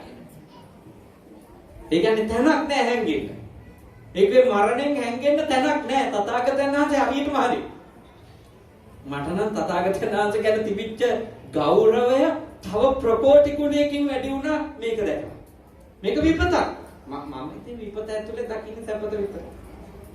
විපත ඇතුලේ විපත විතරක් බල ඕනනම් විඳෝ ඉන්නත් පුළුවන්. හැබැයි විපත ඇතුලේ අපිට තව ටිකක් ධර්ම මාර්ගයට එන්න හිත හදා ගන්න පුළුවන්. කොච්චර හරිද කියපුවා. කොච්චර හරිද? මොන තරම් මේ සම්දික්තිකදනේ? මොන තරම් අකාලිකද? තථාගත දේශනා. ඒ කොච්චර නිවැරදිද? නැත්තම් දේවදත්ත හාමුදුරුවෝ පැනෙවනේ සියලු දෙනාම නිර්මාංශික වෙන්න ඕනි. තථාගත ශ්‍රාවකයෝ භාග්‍යවතුන් වහන්සේ කියන්නේ එහෙම මම කියන්නේ. හැබැයි මම මෙන්න මේ 10 නම් පිළිගන්න එපා කියනවා. ඉතින් බලන්න මේ 10 තියෙන්නේ මේ ලෙඩ හදපුවානේ. මේ වගේ දරුණු වෛරස් හදනේවා තමයි මේ 10 මස් මාංශ 10 අන්තර්ගතේ. ඒ නිසා අපි බෞද්ධයෝ වීම ගැන අපේ තථාගතයන් වහන්සේගේ ශ්‍රාවකයෝ වීම ගැන එක වතාවකට 100 වතාවක් සතුටු වෙන්න. නේද? ආයේ සිංහලෙක් වෙන්න පැතුවේ නැතත් උපදින ආත්මික කොහේ හරි බෞද්ධයෙක් වෙන්න කියලා ප්‍රාර්ථනා කරනවා. මම නම් තාම කල්පනා කරනවා සිංහල වෙනවද නැද්ද කියලා ආයේ. නමුත් සංසාරේ ආයේ උපදිනවා නම් කොතන ඉපදුනත් කවුරු වෙන්න ඕනද? තිසරණය සමාදන් වෙච්ච හොඳ බෞද්ධයෙක්. උපදින තැනක සත්පුරුෂයෙක් ඉන්න ඕන බුද්ධ ධර්මය දාන්න. මොකද මේ ධර්මයේ අර මේ ලෝකේ කිසි ධර්මයක මේ වගේ අකාලික දේශනා නම් හම්බ වෙනවා අඩුයි. ඉඳලා හිතලා ඒවා එකක්වත් නැහැ කියලා නෙමෙයි මම කියන්නේ. හරි අඩුයි. අපේ තථාගතයන් වහන්සේගේ දේශනාව අර හඳුන් ගහක් වගේනේ. කොයි පැත්තෙන් කැපුවත් සුවඳයි. චූටි කෑලි වලට කපන්න තව සුවඳයි නේ. ගලක උලන්ඩ උරච්චි කරනකොට තව සුවඳයි. මේ තථාගත සද්ධර්මයේ එකක්. මේ හරියට ගෞරවයෙන් පුහුණු වෙන්න ඕන. අපි බෞද්ධයෝ වීම ගැන සතුටු වෙන්න ඕනි. සතුටු වෙන ගමන් අපි හොඳට පුහුණු වෙන්න ඕන ලද දෙයින් සතුටු වෙන්න. සන්තුෂ්ටි වෙන්න. ලද දෙයින් සතුටු වෙන්න. ලද දෙයින් සතුටු කෙනාගේ ගාව ඊළඟට පේන ලක්ෂණය තමයි කුමක්ද? කත්තඤ්ඤුතා කලගුණ සලකන. ලද දෙයින් සතුටු එක්කෙනා දීපු එක්කෙනාට කලගුණ සලකන ඉස්සරහින්. සරලයි. ගරු කරනකොට මාන්නය අඩු වෙනවා. මාන්නය අඩු වෙනකොට ලද දෙයින් සතුටු වෙනවා. ලද දෙයින් සතුටු නම් කලගුණ සලකන. ඔබගේ දරුවන්ට ඔබ ගෙනල්ලා දෙන දේවල් ගැන සතුටු නම් ඒගොල්ලෝ ඔබට ස්තුතිවන්ත වෙනවා නේ. පින් දෙනවා. ඔබ ගෙනල්ලා දෙන දේවල් ගැන සතුටු නැත්නම් ස්තුති නෙවෙයි. පයින් ගහලා අත් පොළවේ ගහ ගන්නවා නේ. ලතෝනි ගහනවා. ඒ කියන්නේ ලද දෙයින් සතුටු නම් තමයි ස්තුතිවන්ත වෙන්නේ. කලගුණ සලකන. ඒ කියන්නේ ලෝකේ කලගුණ සලකන අය හරි පොඩ්ඩයි ඉන්නේ. ඔයත් ඔය දුර්ලභ පිරිස අතරට ඇතුල් වෙලා තිනවා. මොකද හේතුව නායක සායනාංශය අපවත් වෙලා 3 මාසයක් වෙද්දි මෙච්චර ලොකු පින්කම් මාලාවක් සිදු කරන්නේ. නායක සායනාංශය කරපු මෙහෙවර ගැන සතුටු වෙනවා. සතුටු අය කලගුණ සලකන. සතුටු නැති මිනිස්සු කලගුණ සලකන්නේ ඒකයි අඩුවෙන් ඉන්නේ පිරිස. කලගුණ සලකන අය අඩු, කරපු දෙයින් ලැබුණු දෙයින් සතුටු අය අඩුයි. හැම මිනිහම ලැබුණු දෙයි හොයන්නේ සතුටු වෙන්න දේවල් නෙවෙයි. අඩුවනේ. අර කඩුයි මේක අඩුයි අරක නෑ මේක නෑ එමනේ හොයන්නේ. මම ඔබට යෝජනා කරනවා තියෙන දෙයින් ලැබුණු දෙයින් තෘප්තිමත් වෙනොතින් ඔබ අනිවාර්යයෙන්ම ඒ දේ දීපු කෙනාට ස්තුතිවන්ත. පින්දේ කරු කරයි. අවමන් නොකරෙයි. අගය කරයි. අඩුම ගිහිල්ලා වැඳලා හරියේ. මොකද බොයිනේ දෙයක් කරා කියලා. කතඤ්ඤුතා කලගුණ සැලකීම කියන උදාර ගුණය බිහි වෙන්න නම් ලද දෙයින් සතුටු වීම තියෙනවා. ඔන්න ඔය ටික එකට පුරුදු. කාරවෝච, නිවාතෝච, සන්තුට්ඨීච, කතඤ්ඤුතා. ඔය ටික පුහුණු වෙන ගමන් ආයෙ මොකද කරන්න ඕන? කාලේන ධම්ම ආයෙත් මේ වගේ බණ අහන්න ආයෙත් අර ගුණ ටිකම දියුණු වෙනවා. ගෞරවය දියුණු වෙනවා.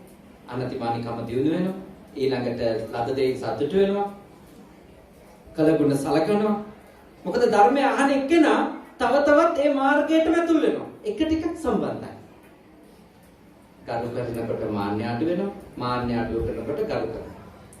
ඊළඟට ගරු කරන මාන්නය අඩු කරගත්තු කෙනා කියන්නේ ලද දෙයින් සතුටු වෙච්ච කෙනෙක්. ලද දෙයින් සතුටු නම් මාන්නය අඩුයි. මාන්නය අඩු නම් ලද දෙයින් සතුටු. ඊළඟට ලද දෙයින් සතුටු නම් කලගුණ සලකනවා. කවුරු හරි ගාව කලගුණ සැලකීමේ ගුණය තියෙනවා නම් ඒකේ අදහස තමයි එයාට දීපු දේ ගැන එයා සන්තෝෂ වෙනවා. බලන්න එක ටිකක් සම්බන්ධ ඇති. අනුලෝම පටිලෝමනේ. මේ පැත්තට යනවා අනිත් පැත්තට. එක ටිකක් සම්බන්ධ. ඔය ටික ඔක්කොම වෙන්නේ මොකක්ින්දද? කාලේන ධම්ම සම්මොදට බණ දහම් ගහනින්න.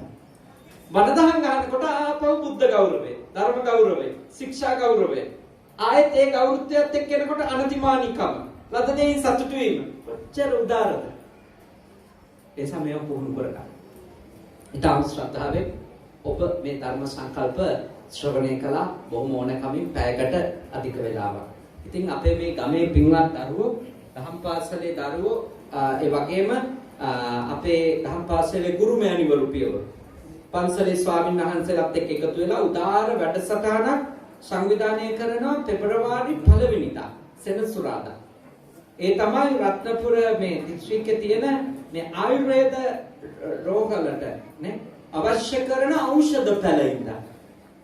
අපිට තියාගන්න මේ ගමේ ඖෂධ පැල ඉල්ලුවොත් 1000ක් ඒ ඖෂධ පැල එක්ක හමන හුලඟත් ඔබව නිරෝගී කරයිද නැද්ද?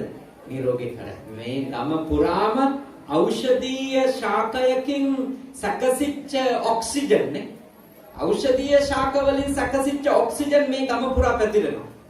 මේ ගමේ නිරෝගීකම වැඩි වෙනවා. ඊළඟට මේ ගමේ ජල පද්ධතියට ඒ ඖෂධීය ශාකවල මුල් හොදාගෙන එන වතුර ටික එකතු වෙනවා. එතකොට ලිං වල වතුර වලින් ඔබට මහා සේවයක් මෙහෙවරක් නිරෝගීකමට ලැබෙනවා. ඒ විතරකුත් නෙමෙයි මේ ශාකය ඉන්ද පුදා ඉඳලා හැමදාම වතුර දාන වෙලාවේ මෛත්‍රී භාවනාව කරන්න. මේ ගහ මම රෝපණය කරන්නේ ලෙඩෙකුට ප්‍රතිකාර පිණිස ගන්න. එයා මේ ගහෙන් සුවපත් වේවා. මේ ශාකේ නිසා මෙහි මුලක් නිසා සුවපත් වේවා. ඒ පින්බෙලෙන්ම මමද සුවපත් වෙනවා. කොච්චර හොඳද මුළු ගමේම හැමදාම මෛත්‍රී භාවනා කරන්නේ. ගෙවල් 1000ක ඔය මෛත්‍රී සහගත වාක්‍ය කියනවා කියන්නේ මේ ගම දිතුලන් පටන් බැබලෙන්න පටන් ගන්නවා. මේක හොඳ සංකල්පයක්. මම මේ ඒකට අදාළ පොත ඉල්ලගත්තා. මොකද අනිත් පණවලදි කියලා අනිත් තැන්වලත් පටන් ගන්නවා. මේක හරි හොඳ දෙයක්. මේ ගමෙන් පටන් ගන්න ඉතාම වටින ව්‍යාපෘතියක්. හොඳට කරගෙන යන්න ඕන. හැම ගෙදරකම මේ පැලයක් නිවසේ ඉඳන්න සුදුසු තැනක් තෝරගන්න ඕන. පළවෙනිද වෙනකොට. ඊළඟට ඒ ස්ථානයේ අවට හොඳට එලිපෙහෙලි කරන්න ඕන. සුද්ධ පවිත්‍ර කරගන්න ඕන. ඊළඟට අඩියක් ගැඹුරට අඩියක් පළලට වලක් කපලා තියා ගන්න ඕන. අඩියක් ගැඹුරටයි අඩියක් පළලටයි වලක් කපලා තියා ගන්න ඕන. ඊළඟට වැලි පස් කොම්පෝස්ට් පොහොර පිලිස්සු 10 මිශ්‍ර කරලා වල පුරවල තියා ගන්න ඕන. ඒක තමයි මම හිතන්නේ ඉඟුරු අල කැබලි ඉඳන්නේ යන. ඉඟුරු අල බලන්න මුළු ගමේම ඉඟුරු වැවුණා. මොන තරම් ඖෂධයක්ද මොන තරම් සෙතක් නේ. ඒ නිසා ඔබගේ ගමේ ඊළඟට මාස 9කට පස්සේ ආයුර්වේදයට අවශ්‍ය ඉඟුරු ටික ඔබේ ගමෙන් ඔබ නොමිලේ දෙනවා. ඔබේ ගෙදර ටික ඔබ ගලවලා දෙනවා. කී දෙනෙක් රෝගීන් සුවපත් වේද ඉඟුරු විෂවලින්? ඔබට කොච්චර ආශිර්වාදයක් හම්බෙයිද නේ? මොන තරම් සෙතක් වෙයිද? හැම ගෙදරක්ම මේකට දායක වෙන්න ඕන. අපේ දහම් පාසලේ දූල පුතාලා සතියකට සැරයක් විතර හැම ගෙදරකටම එනවා මේ ගහ නිරීක්ෂණය කරන්න නේ. ඒක වැඩෙනවද වතුර ටික දාලාද තනකොළ වැවිලා නම් ඒකත් ඒකොළ ගලවලා දාලා ඇවිල්ලා එනවා. එතකොට හොඳයි නේ. ගමේ එකිනෙකා සම්බන්ධ වෙනවා. ඒ ගෙදරට ඇවිල්ලා ගෞරවයෙන් කතා කරන හොඳ සමාජ සම්බන්ධකම් හැදෙනවා. ඒ ගෙදරට සතියකට දවසක් යන පොඩි එකාට තේ ටිකක් හදලා දෙනවා. කොච්චර සතුටු සම්බන්ධකමක් හැදෙනවද? තරහකාරයෝ නැති වෙනවානේ. වෛරක්කාරයෝ නැති වෙනවා. හොඳ සමාජ ව්‍යුහයක් හැදෙනවා මේකේ.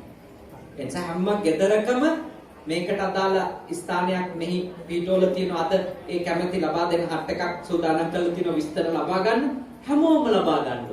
හැම ගෙදරකම ඉඟුරු ගහක් ඉඳන්න. මේ ගම ඖෂධයකින් පිරුණු ගමක් වුණාම වතුර ටික පිරිසිදු වෙයි. වාතය පිරිසිදු වෙයි. ඊළඟට ඒ ඖෂධීය ගුණයත් එක්ක හමන හුළඟ පවා සැපයක් වෙයි. ඒව සුළු කොට හිතන්න එපා ගෙවල් 1000ක ඈ. ගෙවල් 1000ක හැදුනොත් ඒක සුළු නෑ. එකගේ එක සුළුයි. හැබැයි 1000ක් වුණොත් ඒක මහ කලාපයක්. එහෙනම් හොඳට හිතන්න හොඳ වැඩක්. ඒ වැඩේ පටන් ගන්නවා පෙබරවාරි 1 වෙනිදා නේ. ලබන සෙනසුරාදා. එන සෙනසුරාදා දිනේ ඒක පටන් ගන්නවා 1 වෙනිදා.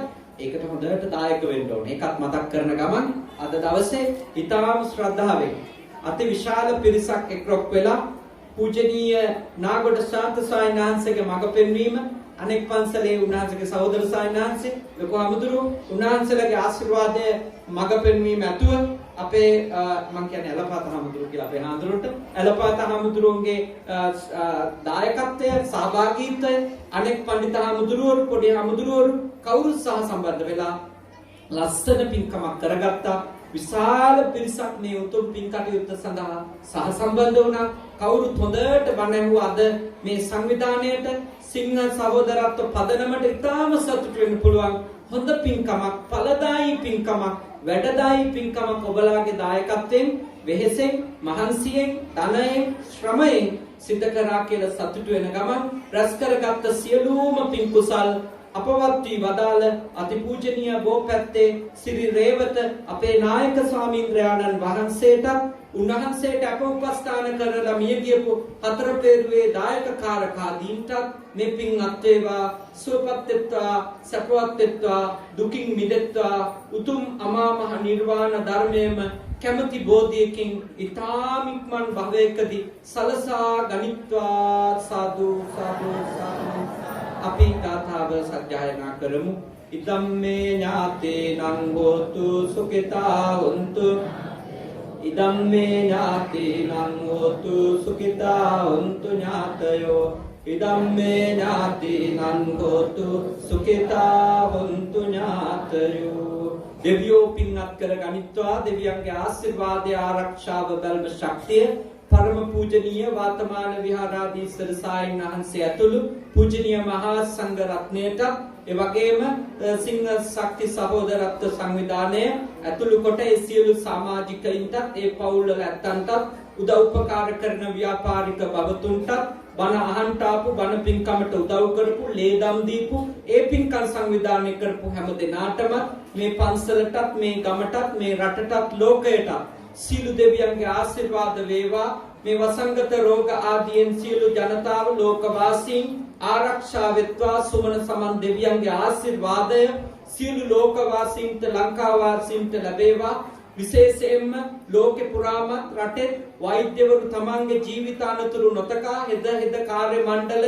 තමන්ගේ ජීවිත අනතුරු නොතකා ඒ රෝගීන් බලා හදා ගන්නවා ඒ සියලු දෙනාටත් යහපත වේවා නිදුක් බව වේවා නිරෝගී බව වේවා දෙවියෝ ඒ අත්තන් ආරක්ෂා කරත්වා උතුම් දෙවිවරුද නිවන් අවබෝධ කර ගනිත්වා සාදු සාදු සාදු අවසාන වශයෙන් අපවත් වී වදාළ පරම පූජනීය අපේ නායක මහා ස්වාමීන්ද්‍රයාණන් වහන්සේ ඇතුළු සියලුම මහා සංඝ රත්නයටත් ඔබ අප හැම දෙනාටම දෙවියන්ටත් උපදින හැම ආත්මකම මේ භවයේ පුරාමත් සත්පුරුෂයෝ මුණ ගැහිවා කල්යාණ මිත්‍රයෝ මුණ ගැහිවා සද්ධර්මයේ මැසේවා ධර්මානුධර්ම ප්‍රතිපත්ති පුරන්නට අවකාශයේ උදා වේවා ඉක්මන් භවයකදී නිවන් දකින්නට අපවත් වී වදාළ ගුරු දේවෝත්තමයාණන් වහන්සේ ලොකු සායින් වහන්සේ ඇතුළු සියලු දෙනාටත් අපටත් මේ පින් කුසල් පාරමී වේවා සාදු සාදු සාදු ආකාශට්ටා ච බුම්මට්ටා දේවානාගා මහිත්‍තිකා පුඤ්ඤන්තං නමෝ चिरं रक्षन्तु शासनं आकाशट्टा च बुम्मट्टा देवानागा पुण्यन्तं अनुमोदित्वा चिरं रक्षन्तु देशनं आकाशट्टा च महितिका पुण्यन्तं अनुमोदित्वा चिरं रक्षन्तु मम परन्ति තව එක කරුණක් මතක් කරගෙන ඒක තමයි සමහර අයට ප්‍රශ්නයක් ඇති බද්දී හාමුදුරුවෝ මේ අඳන් ඉන්නේ මොකක්ද කියලා නේද සාමාන්‍යයෙන් හාමුදුරුවෝ අංශ කඩක් අඳිනවා අංශ කඩක් අඳින්නේ එක උරයක් වැහෙන්න සිවුරට යටින් අංශ කඩක් අඳිනවා එක උරයක් වැහෙන්න. නමුත් මම වැඩිපුර පිට රටවල් වලට වඩින සායනාන්ත කෙනෙක් නිසා අවුරුද්දකට 5-6 වතාවක් රටවල් වලට වඩින්න තියෙනවා. ඒ රටවල් වලදී අපිට එහෙම උරහිස්ස එළිය දාන් ඉන්න බෑ. ඒ රටවල් වලදී අත් දෙකම වැහෙනවා. උරහිස්ස වැහෙනවා. පපුව වැහෙන්න ඉන්නවා. ඒ නිසා මගේ අංශකඩ ඔක්කොම මහන්නේ මේ විදියට.